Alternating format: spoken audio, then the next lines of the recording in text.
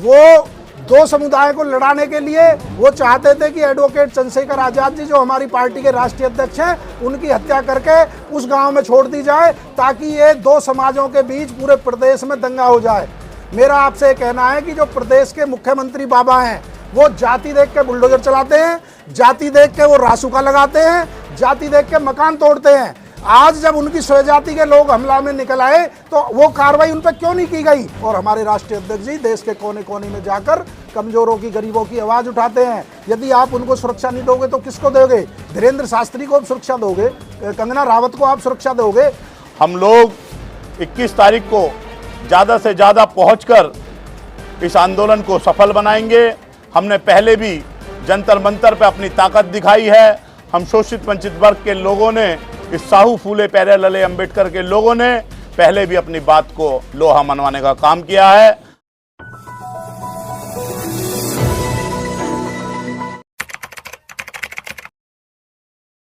कि हमने जो हमला किया है, जब पुलिस ने पूछा किस लिए हमला किया, तो उन्होंने कहा कि राष्ट्रीय अध्यक्ष जी के बयान को लेकर, जो इन्होंने बयान दिया था नोएडा में। लेकिन ना तो पुलिस और ना आरोपी उस बयान को ही नहीं बता पाए कौन सा बयान की वजह से उन्होंने हमला किया। एक मिनट भैया। दूसरा, जो मिरगपुर में गाड़ी छोड़ी गई, वो दो समुदाय को लड़ाने के लिए वो चाहते थे कि एडवोकेट चंद्रशेखर आजाद जी, जो हमारी पार्टी के राष्ट्रीय अध्यक्ष हैं, उनकी हत्या करके उस गांव में छोड़ दी जाए ताकि ये दो समाजों के बीच पूरे प्रदेश में दंगा हो जाए।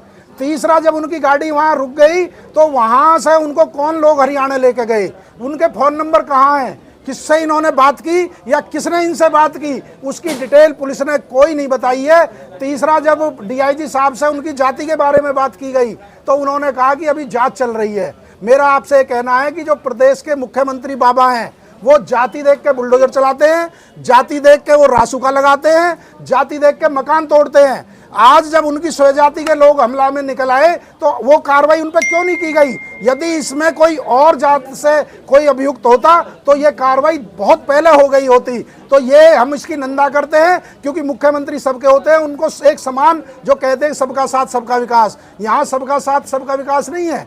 ये इस नारे के विपरीत सबका साथ और कुछ का साथ और सबका विनाश इनका नारा लगता है। दूसरा, मेरा आपसे कहना है कि जो कट्टे से इन्होंने फायर दिखाया है, कट्टे से जो हमारे चश्मदीद गवाह हैं, जिन्होंने हमला देखा और स्वयं राष्ट्रीय अध्यक्ष जी ने देखा कि उसने उन पिस्टल तान रखी थी, और जो हमारी पीछे गाड़ी थी उन्होंने देखा पिस्टल तान रखी थी। बैक टू बैक जो 4 फायरिंग हुए वो पिस्टल से हुए। कट्टा भी उनके पास था, 4-5 हथियार उनके पास थे, लेकिन क्योंकि वो चाहते हैं कि जब प्लास्टिक रिपोर्ट आए तो उसमें पिस्टल की गोली आएगी या कट्टे की गोली आएगी तो इनको फायदा मिल जाएगा और ये उसमें न्याय पूरा हो नहीं पाएगा और ये बरी हो जाएंगे। इसमें मेरा एक चीज़ और कहना है, प्रशासन ने ये भी कहा है कि ये नए लड़के हैं। नए लड़के नहीं है, मैं ऑन द रिकॉर्ड आपके बीच बात कर रहा हूं। 2023 के अंदर इन पर 3 मुकदमे, संगीन मुकदमे दर्ज हैं। 8 लाख की लूट इन्हीं अपराधियों ने की। एक जेलर पर उत्तराखंड में गोली इन्हीं अपराधियों ने चलाई और इनको यही पता नहीं है कि उद्देश्य से, तुम किस उद्देश्य से राष्ट्रीय अध्यक्ष जी के पे गोली चला रहे हो। जब वो बयान ही नहीं दे पा रहे तो इसके पीछे बहुत बड़ी राजनीतिक षड्यंत्र लगता है, एक सामाजिक सौहार्द बिगाड़ने का षड्यंत्र लगता है। इससे किसको फायदा है? राष्ट्रीय अध्यक्ष जी की हत्या करने से किसको फायदा होने वाला था? इसकी भी जांच होनी चाहिए। इसीलिए हमारे राष्ट्रीय अध्यक्ष जी विनय भाई ने भी और हमारी पूरी पार्टी की टीम ने यह कहा कि इसकी सीबीआई जांच हो। हमें ये कारण चाहिए, पुलिस हमें संतुष्ट कर दे कि हमला जो किया है ये किस कारण वजह से किया है, इसके पीछे कौन लोग हैं और पुलिस उनको क्यों बचाना चाहती है। मैं माननीय मुख्यमंत्री जी से कहता हूं कि यदि कोई पक्ष में है भी, वो भी देश का नागरिक है। 22 स्टेटों में हमारा संगठन है, 22 स्टेटों में हमारी आज़ाद समाज पार्टी की विंग है और हमारे राष्ट्रीय अध्यक्ष जी देश के कोने कोने में जाकर कमजोरों की, गरीबों की आवाज़ उठाते हैं। यदि आप उनको सुरक्षा नहीं दोगे तो किसको दोगे? धीरेन्द्र शास्त्री को आप सुरक्षा दोगे, कंगना रावत को आप सुरक्षा दोगे? और माननीय मुख्यमंत्री जी जब संसद के अंदर रोए थे कि मेरी जान को खतरा है, मेरी सुरक्षा को खतरा है, तो कांग्रेस ने भी उनको सुरक्षा दी थी विपक्ष का नेता होने के नाते। लेकिन यहाँ सरकार की मानसिकता पर सवाल उठता है कि वो कोई विपक्ष में यदि कोई आवाज़ उठा रहा है तो उसको सुरक्षा देने के पक्ष में नहीं है। जब हम भरतपुर में प्रोग्राम करने गए तो केवल 1 सिपाही हमारे साथ गया। क्या 1 सिपाही से सुरक्षा हो सकती है जब हमलावर 5-5, 6-6 गोली चलाने आते हैं? तो मेरी, क्योंकि पार्टी की तरफ से भी 3 हमले पहले भी हो चुके हैं राष्ट्रीय अध्यक्ष जी पर। बुलंदशहर उपचुनाव में हमला हुआ, हमारी पार्टी ने ज्ञापन दिए, हमारी लीगल सेल ने सुरक्षा की मांग की तो कोई सुरक्षा नहीं मिली। उसके अलावा खतौली में दिन के अंदर इसी सरकार में भरी सभा में पूरे भीम आर्मी के काफिले को, राष्ट्रीय अध्यक्ष जी के काफिले को पत्थरों से तोड़ा गया।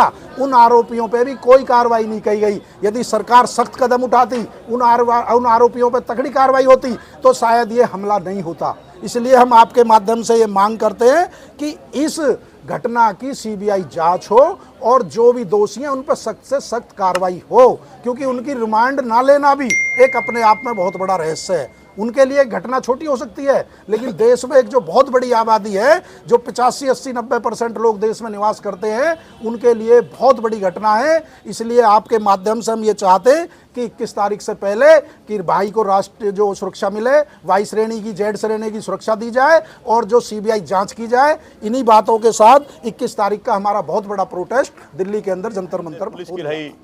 इस सभी घटना के पीछे ये हमारा संगठन का मानना है कि इस घटना के पीछे कुछ असरदार लोगों का हाथ है, जिसके चलते पुलिस उन अपराधियों को बचाना चाहती है। मैं तो ये भी कहूँगा, एक फ़ोटो के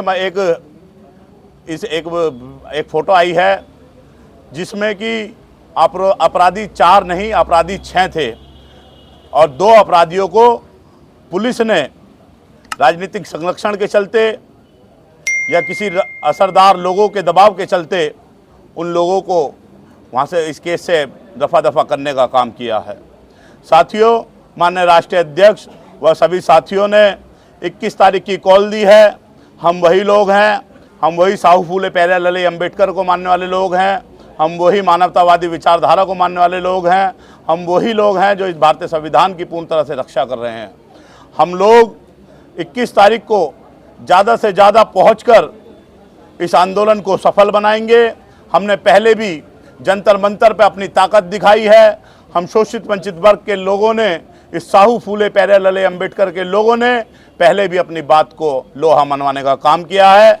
आपके माध्यम से ये कहना चाहूँगा, अगर सरकार जल्द से जल्द होश में आए और आदरणीय चंद्रशेखर साहब को जेड सुरक्षा दे, जेड सुरक्षा के साथ साथ इस केस की निष्पक्ष सीबीआई जांच कराने की हम लोग मांग करते हैं।